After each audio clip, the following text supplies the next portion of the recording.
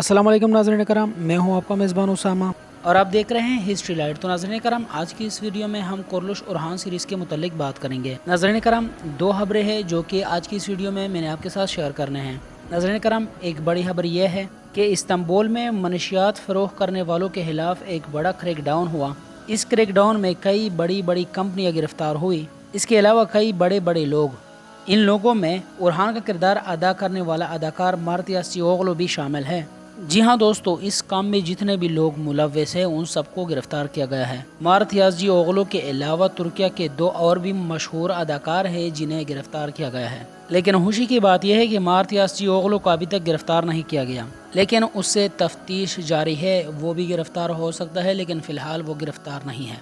इसके अलावा नाज़रीन करम, कल कोरलुश उस्मान की सेट में एक अंग्रेज़ खातून आई थी जिसका नाम जूलिया था।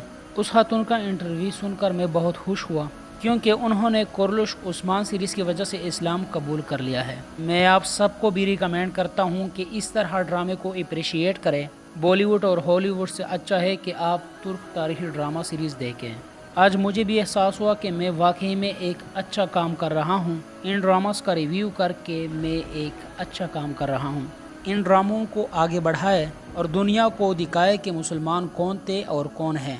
इस काम में आप भी अपना हिस्सा डाल सकते हो। हम तो डाल रहे वीडियोस बनाते हैं इन ड्रामों के लिए, तो आप हमारे चैनल्स को सब्सक्राइब कीजिए, वीडियो को शेयर कीजिए और लाइक कीजिए। मिलते हैं फिर अगली वीडियो में। अस्सलाम वालेकुम।